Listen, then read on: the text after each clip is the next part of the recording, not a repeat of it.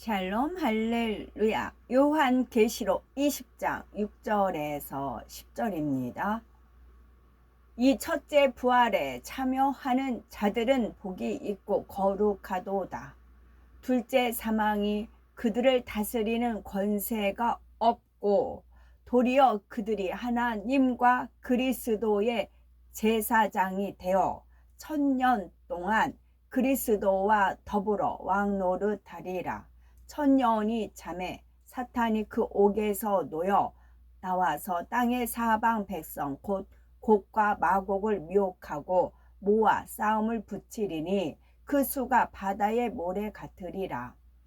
그들이 지면에 널리 퍼져 성도들의 진과 사랑하시는 성을 두루매 하늘에서 불이 내려와 그들을 태워버리고 또 그들을 미혹하는 마귀가 불과 유황못에 던져지니 거기는 그 짐승과 거짓 선지자도 있어 세세토록 밤낮 괴로움을 받으리라. 요한계시록 강의 69번째 천년왕국입니다. 7년 환란의 참상이 끝나고 이 땅에는 주님께서 왕이 되어 다스리시는 천년왕국이 펼쳐집니다. 눈물, 슬픔, 질병, 재앙, 사망이 없고 오직 평안과 행복이 있는 기간이지요. 구원받은 성도들도 왕이신 주님과 함께 왕같은 영광을 누리면서 육의 사람들과 더불어 이 땅에서 살아갑니다. 성도님들이 천년왕국에 대해서 더 구체적인 분야를 알기 원하는 이 시간 말씀을 드립니다. 먼저 영의 사람들이 살아가는 성에 대해서 살펴보면 부활체를 입은 하나님의 자녀들 곧 영의 사람들은 육의 사람들과 구분된 성에서 거합니다. 성은 중앙부에 한 성이 있고 대륙별로 지부와 같은 성들이 있습니다. 중앙부의 성에는 수많은 방들이 있습니다. 제일 위로부터는 주님, 성령님, 선지자들, 성도들이 거하는 방들이 있고 각각의 서열대로 위치와 규모가 정해집니다.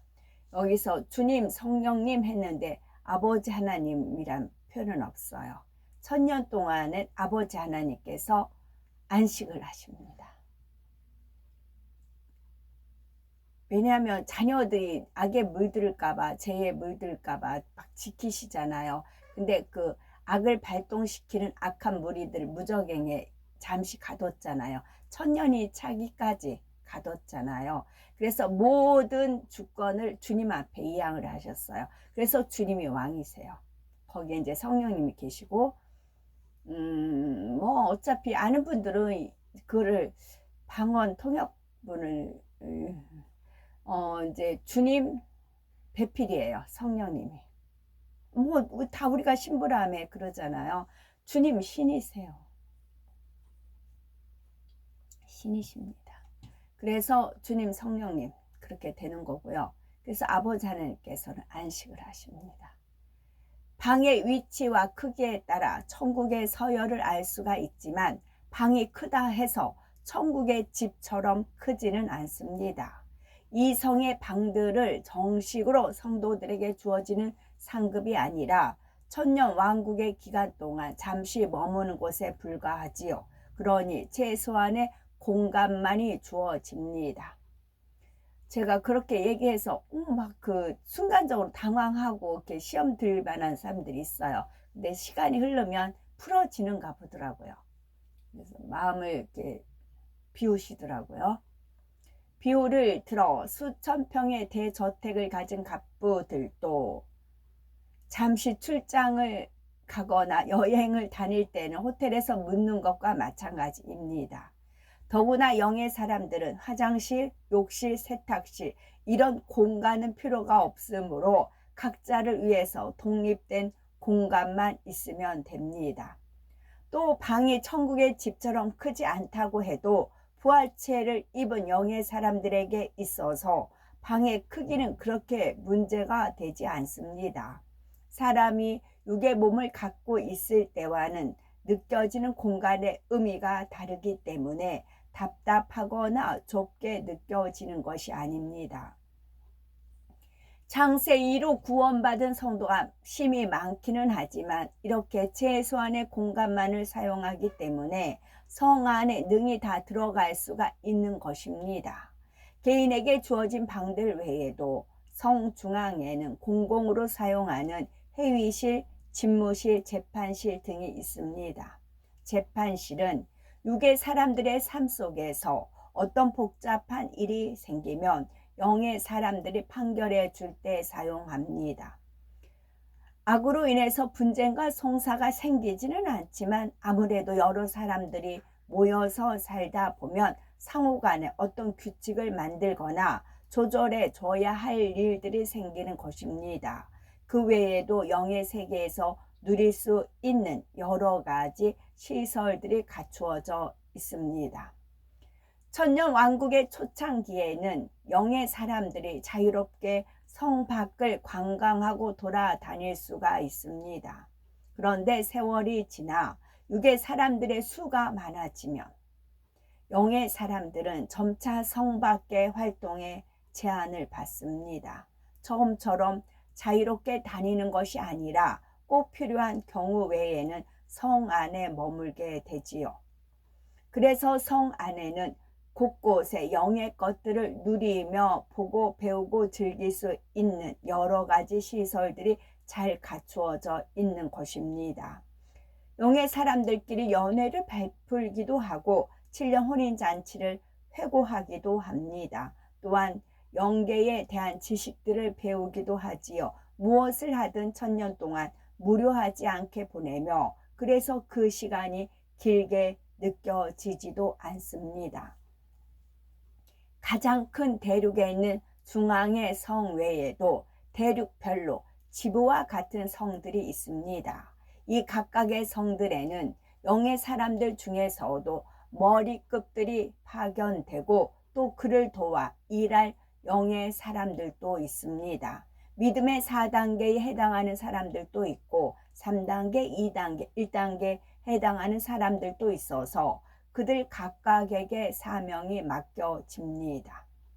이는 중세의 성들을 생각해 보면 이해하기가 쉽습니다. 성을 다스리는 성주가 있으면 성 밖에는 일반 백성들이 살고 성 안에는 성주에게 속한 사람들이 삽니다.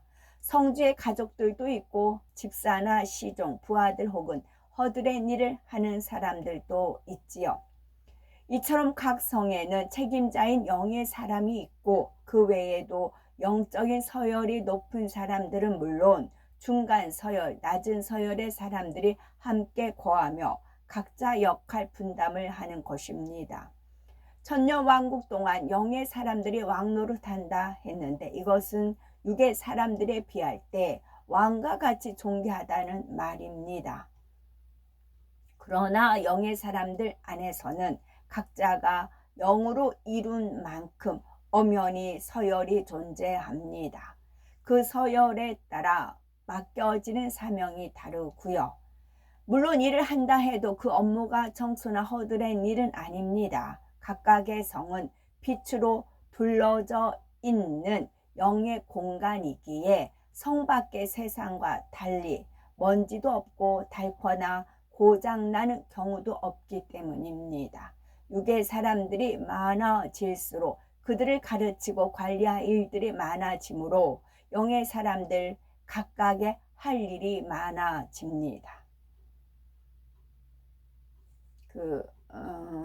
이제 많이 영으로 이제 온영으로 들어갔다는 것은 영의 사람이다 하면은 하나님을 사랑하는, 주님을 사랑하는 마음이 되어 있는 거예요. 온영의 사람은 하나님을 사랑할 뿐만 아니라 하나님을 기쁘시게 하는 단계까지 가요. 이제 많은 분들이 말씀으로 무장하고 그래서 영으로 온영으로 들어오셨어요. 영으로 온영으로 들어오신 분들이 지금 뭐예요? 성도들을 가르치죠. 천국이 있고 지옥이 있다. 대충 교회 다닌다고 해서 구원받는 거 아니다. 주여 주여 한다고 해서 천국 가는 거 아니다. 그러니까 깨어있어라. 가르치고 있잖아요. 그들 말씀 한 말씀에 버릴 게 하나도 없잖아요. 그게 영의 사람, 온영의 사람이 이제 아직 그냥 뭐 교회만 다니면 천국 간 줄 알고 잘못 가르침을 받았잖아요. 그분들을 제대로 지금 가르치고 있잖아요. 그와 같다고요. 지금 감사드립니다. 열심히 영혼들 일깨워서 기름 준비하는 그런 가르침을 주신 분들에게 너무 감사드리죠. 그런데 천년 왕국 초기에는 아직 육의 사람들이 그리 많지 않기 때문에 영의 사람들에게도 여유가 있습니다. 주님과 함께 곳곳을 관광할 시간도 있지요. 물론 문명이나 자연의 모습들이 7년 환란 전의 모습 그대로인 것은 아닙니다. 전쟁과 재앙 속에 심히 파괴되어 터만 남거나 흔적조차 사라진 곳도 많지요. 주님께서 말씀으로 회복을 시키신다 해도 이는 하나님께서 지으셨던 산천, 초목, 곡 자연을 회복시키는 것입니다. 공해나 오염 물질을 제거하셔서 아담이 살던 당시와 비슷하지만 사람이 살기에 더 좋은 환경으로 만드시지요. 반면에 문명의 유적이나 건물들은 원상 복귀되는 것이 아닙니다. 파괴된 것은 파괴된 그대로 잔해만 남아있고 그렇지 않으면 아예 흔적이 없기도 하지요. 그러나 이런 곳에 가서 돌아보게 되면 천사를 통해 화면이 펼쳐져서 당시의 상황을 볼 수 있게 됩니다.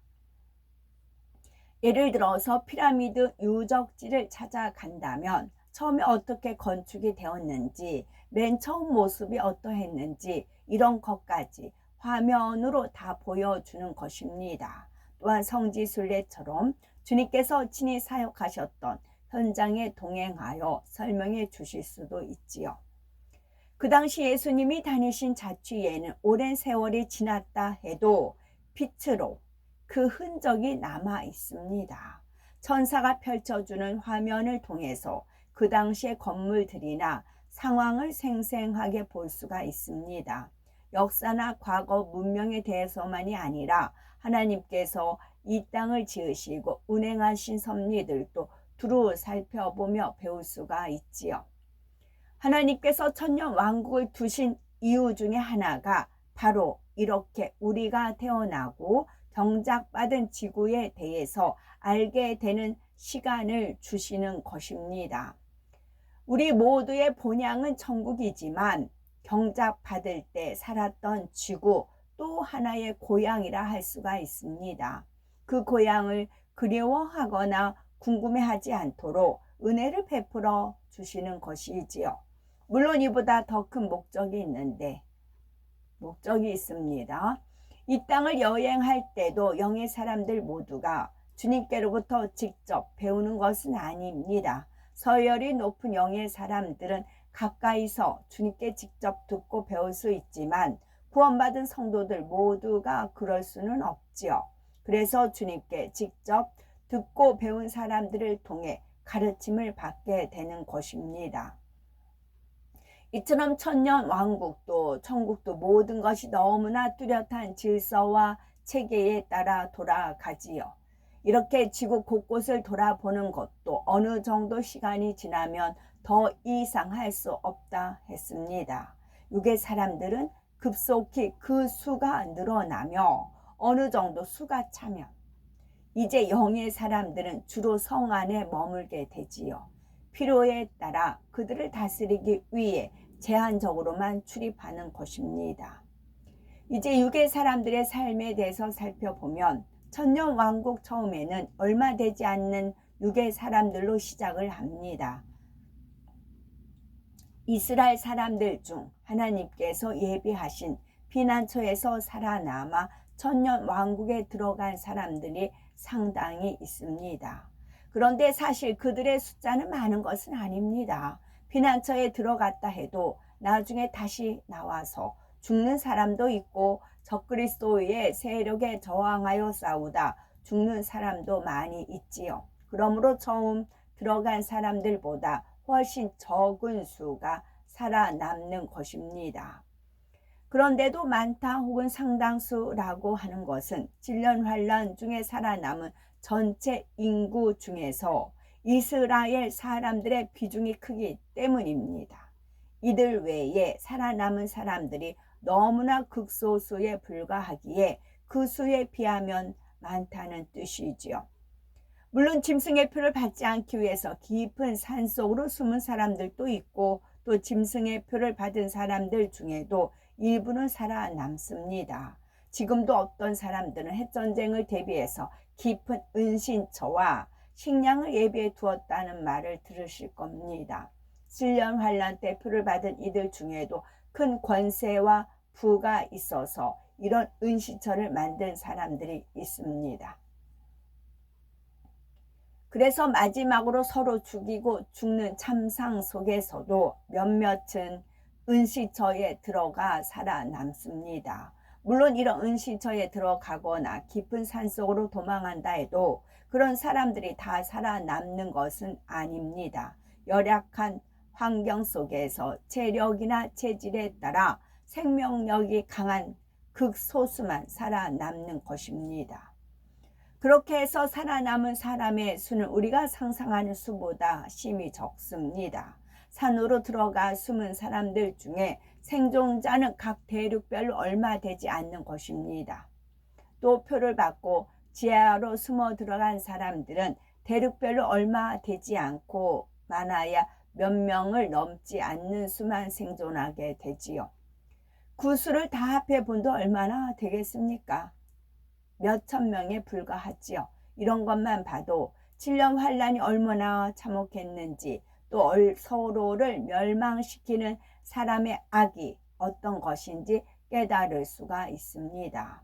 그런데 이렇게 적은 수가 남아도 금세 번성하는 것은 출애굽한 백성들을 통해서 알 수가 있는 거지요. 또 아담과 하와의 경우를 생각해 봐도 알 수가 있습니다. 노아의 홍수 이후에도 몇 안 되는 노아의 식구들을 통해서 오늘날과 같이 인구가 불어났지요. 천년 왕국에는 질병도 사망도 없으니 더욱 많이 불어납니다. 또 하나님의 능력으로 붙드신 바 되어서 사고로 크게 다치는 일도 없답니다. 오늘날처럼 그때도 사계절의 차이가 있고 지역마다 기후의 차이도 있지만 심한 추위나 더위는 없습니다. 극지방이라 해서 얼음도 덮여 있는 것도 아니고 메마른 사막이 있는 것도 아니지요. 대체로 사람이 살기에 가장 좋은 수준에서 기온이 약간 낮거나 약간 높은 정도입니다. 가을이 되면 바람도 쌀쌀해지고 낙엽도 지고 꽃도 떨어지죠. 이런 환경 속에서 집도 만들고 불도 피우고 이렇게 나름의 문명을 발달시키면서 육의 사람들은 평화로운 삶을 살게 됩니다. 집도 짓고 옷도 만들고 결혼도 하고 농사도 지으면서 살아가지요. 집을 짓는다 해도 벽돌이나 콘크리트 같은 것을 만들 수 없으니 나무나 짐승의 가죽 같은 것을 사용을 합니다. 문명에 대한 경험과 지식은 있지만 그 지식을 활용할 조건이 갖춰지지 않기 때문에 원시적인 생활을 하는 것입니다. 목화에서 솜을 채취하자. 저는 그게 참 신기한 것 같아요. 그냥 나무도 크지도 않아요. 거기에서 이렇게 열매가 열리는데 이렇게 열매가 익으면 펴지면서 그 목화 솜이 나오고, 누에꽃이에서 실크가 나오잖아요. 그렇게 하나님께서 자연 속에서 우리가 얻어야 될 것 다 마련해 놓으셨지요. 가령 그릇이나 옷을 만들 때도 공장을 짓는다거나 기계로 정교한 상품을 만들 수는 없습니다. 좀 더 발전해서 생활이 좋아진다 해도 수작업을 하는 가내 수공업 정도이지요. 문명의 발달이 과거처럼 될 수 없는 또 한 가지 이유는 활용할 자원이 없기 때문입니다. 주님께서 말씀으로 환경을 회복시키실 때 온 땅에 초목이 무성하게 하시고 비옥한 땅 맑은 물을 주시죠. 그러나 석탄, 석유, 우라늄 이런 것들을 풍성하게 회복시키시는 것은 아닙니다. 그래서 말을 타고 다니다가 시간이 지나면 마차나 수레 정도는 만들 수 있지만 비행기나 자동차 같은 것은 만들 수가 없지요. 이런 한계가 있기는 하지만 문명의 발달 속도는 과거의 간의 수공업이 발전해 온 것보다 빠릅니다. 마음껏 활용할 수는 없다고 해도 문명에 대한 지식이 있는 것과 전혀 없는 것은 분명한 차이가 있기 때문이지요. 하나님께서 허락하시는 어느 한계까지는 육의 사람들도 삶의 질이 과거보다 더 빠른 속도로 발전하는 것입니다. 그러면 천년 왕국 때 의사소통은 어떻게 할까요? 7년 환란에서 살아남은 육의 사람들의 경우 그가 원래 영어를 썼던 사람이라면 천국 왕국 때도 천년 왕국 때도 계속 영어를 쓸 것입니다. 한국 사람이라면 한국어를 쓰게 되고요. 이렇게 같은 언어를 쓰는 사람끼리 모여 살고 그들의 후손도 부모와 같은 언어를 쓰게 되겠죠. 지금 60, 70, 80대 분들이 짱짱하잖아요. 90, 100세 그렇게 되잖아요. 우리도 모르게 자연스럽게 수명이 연장이 됐잖아요. 그렇기 때문에 이게 갑자기 이분들은 뒤틀리는 게 아닙니다. 세상이 우리는 변화가 되죠. 부활체로. 우리는 후련히 이제 애벌레가 번데기 되고 번데기에서 나비가 나듯이 우리는 변화가 됩니다. 하나님 말씀에 의해서. 그러나 육의 사람들은 변화가 안 돼요. 그래서 이들이 언어를 한국 일어를 못하는데 일어 쓴다거나 중국어 한다 그게 아니고 한국어 쓴 사람 그대로 한국어 쓰는 것이고 이들은 그대로 올라간다고 해야 되죠. 1학년에서 2학년 올라가듯이 세월이 이렇게 바뀐 거 환경이 바뀌는 것 뿐입니다. 그래서 그대로 언어를 쓰고 물론 생존자의 수가 얼마 되지 않으므로 그들이 사용하는 언어의 종류도 지금처럼 다양하지는 않다는 사실을 알 수가 있는 거죠. 서로 다른 언어를 사용하는 육의 사람들끼리도 그중에 외국어를 하는 사람이 있으면 통역도 가능할 것입니다. 전혀 모르던 외국어를 새로 배울 수도 있고요. 반면에 영의 사람들은 모두 하나의 언어를 씁니다. 영어, 불어, 독어 이런 언어가 아니라 공통된 영의 언어로 소통하게 되지요. 이 영의 언어를 새로 배우려고 애써야 하는 것이 아닙니다. 이 언어는 하나님께서 근본에 주신 언어이며 저절로 습득이 되는 것입니다. 그런데 이 영의 사람들이 각각의 지부와 같은 성에 나가서 일할 때는 각 지역에 해당되는 육의 언어를 쓰게 됩니다. 현지에서 육의 사람들이 사용하는 언어로 그들의 의사소통을 해야 하는 것이지요. 그러니 각 대륙에 파송되는 영의 사람들은 주로 그 지역 언어를 사용하던 사람들입니다. 가령 육의 사람들이 한국말을 하는 지역에는 영의 사람 중에서도 한국말을 쓸 줄 아는 사람이 파송되는 것이지요. 종종 한국말을 못하는 영의 사람이 한국말을 쓰는 지역의 성을 시찰하거나 찾아가면 한국말을 할 줄 아는 영의 사람이 통역을 해주면 됩니다. 결론적으로 영의 사람들끼리나 영의 사람과 육의 사람 사이에는 의사소통에 문제가 없다고 보시면 됩니다. 민속박물관, 용인에 있는 민속박물관은 조선시대, 현대말 조선시대 초가집이라든가 막 그런 민속박물관이 있지요. 그러면 그 민속박물관에 사람들이 산다고 해보세요. 그러면 이제 천년왕국 들어가면 그 사람들 육의 사람들이고 우리는 영의 사람들인 거죠. 이제 그쪽 가서 그쪽이 한국말 하면 한국말 한 사람을 파송해서 거기에 이제 그분들과 함께 그분들한테 진리를 가르치는 그런 일을 하는 거죠. 우리나라가 선교사가 아프리카 가서 하듯이 선교하듯이 이것이 똑같이 연결이 되는 겁니다. 부활체를 입은 영의 사람들은 1000년의 세월이 지난다 해도 그 모습에 변함이 없습니다. 33세에 가장 젊고 아름다운 모습을 유지합니다. 반면에 육의 사람들은 늙어서 죽는 일은 없지만 나이는 먹게 됩니다. 육의 법칙대로 노화가 진행되지요. 그러나 이 노화가 오늘날처럼 빠르지 않고 아주 천천히 진행이 됩니다.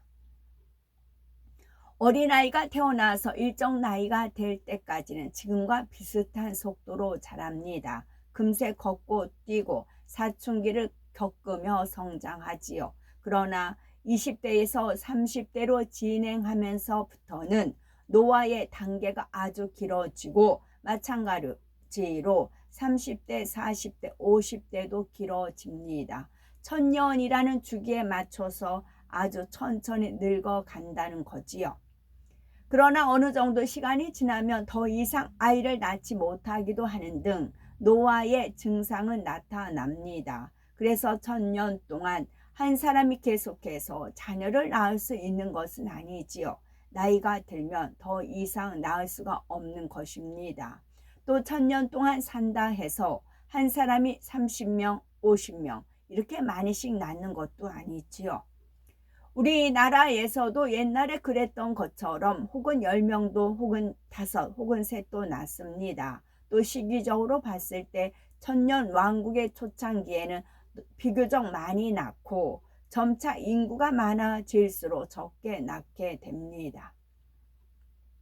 이렇게 태어난 사람들은 모두 좋은 환경 속에 살지만 다 똑같이 건강하고 똑같이 지혜로운 것은 아닙니다. 육의 부모의 길을 받았으니 기질적으로 환경에 적응하는 것이 차이가 나지요. 상대적으로 환경에 더 잘 적응하는 사람도 있고 그보다는 덜 적응하는 사람도 있습니다. 질병이나 사망은 없다 해도 공의에 따라 각각의 체력과 지혜, 성품의 차이 등을 다 나타나는 것이지요.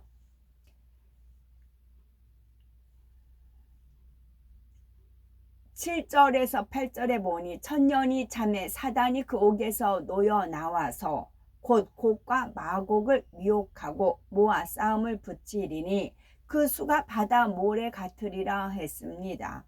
천년 왕국이 시작될 때 하나님께서는 용을 비롯하여 악한 영들을 모두 무저갱에 가두셨습니다. 그런데 이제 천년이 찬 시점에 원수마귀 사단을 다시 한번 육의 사람들 사이에 풀어 놓으시는 것입니다.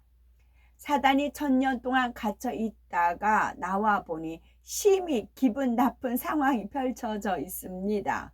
원래 자기가 주관하던 육의 사람들이 전부 순한 양처럼 착하게 살면서 하나님과 주님을 경배하고 있지요. 또 영의 사람들을 주인처럼 섬기며 따르고 있는 것입니다. 원수마귀 사단은 세상 권세를 다시 잡고 자기가 경배받기 위해 급속하게 육의 사람들을 주관해 갑니다. 천년 왕국 동안 육의 사람들도 전혀 악한 생각이나 행동을 하지 않고 살았지만 그들의 마음에 죄성이 없었던 것은 아닙니다. 7년 환란 중에 살아남은 사람들은 당연히 죄성을 가지고 있고 특히 짐승의 표를 받은 사람들은 그 중에서도 심히 악을 행했던 사람들이었지요. 또 그들을 통해 태어난 후손들도 기 속에 죄성을 물려받아 태어났습니다. 다만 1000년 동안은 악한 영들이 없으므로 그 악이 발동될 일이 없었던 것뿐입니다. 사단의 역사를 방송 전파를 통해서 비유를 들어 설명을 하면 세상에는 우리가 눈으로 볼 수는 없지만 수많은 전파가 송출되고 있지요. 그러나 그 전파에 우리가 주파수를 맞추지 않으면 방송은 나오지 않습니다. 그런 것처럼 사단이 악한 생각으로 역사해도 우리의 마음에 악이 없으면 사단의 역사를 받지 않게 됩니다. 거꾸로 우리가 주파수를 맞추고 기다린다 해도 전파를 내보낼 방송국이 없어지면 화면에는 아무런 방송도 나오지가 않습니다. 곧 아무리 마음에 악이 많은 사람도 그 악을 주관하는 사단이 없으면 악이 바래지지 않고 선한 사람처럼 살게 된다는 말이지요. 천년 왕국 동안은 선하게 살았던 사람들이 사탄이 풀려나게 되면 급속하게 악에 물들어 갑니다. 이때는 지금처럼 사탄이 공중에서 육의 사람들을 주관하는 것이 아니라 같은 이 하늘의 공간에서 직접 주관하지요. 그래서 더 빨리 사람을 악으로 물들일 수 있고 강하게 사로잡아서 조정해 나갈 수가 있습니다. 사단은 잠시 풀려난 것이지만 그 잠시 동안 수많은 사람들이 미혹을 받습니다. 이 말씀은 현재 어느 정도 적용이 되는 말이죠. 이 땡땡 문 땡땡 말도 안 되는, 그런데 버젓이 살고 있잖아요.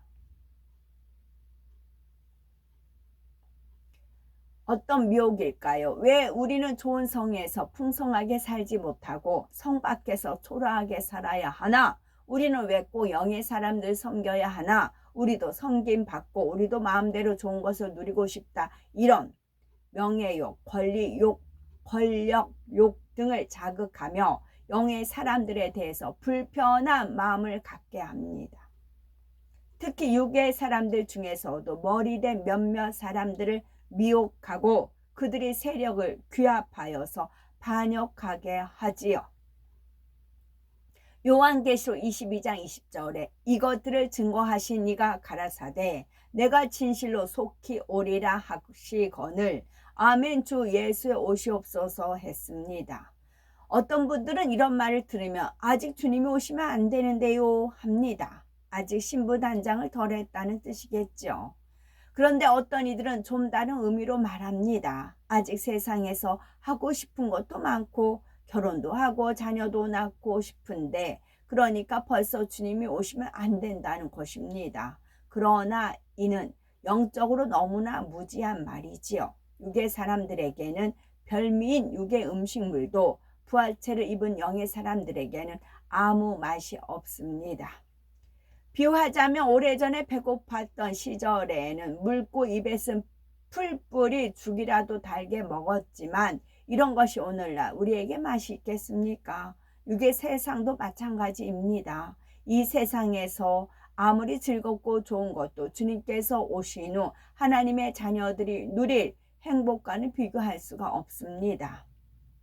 우리는 이런 사실을 잘 아시기 때문에 부지런히 신부단장을 하셔야 되겠고 더욱 열심 내심으로 사도 요한처럼 아멘 주 예수여 오시옵소서 하고 담대하게 고백하시고 그래서 장차 천년 왕국에서 왕노릇 할 뿐만 아니라 더 높은 서열을 침노해 나가시는 복되고 아름답고 거룩한 우리 모두가 되셔야 되겠습니다. 아멘. 샬롬.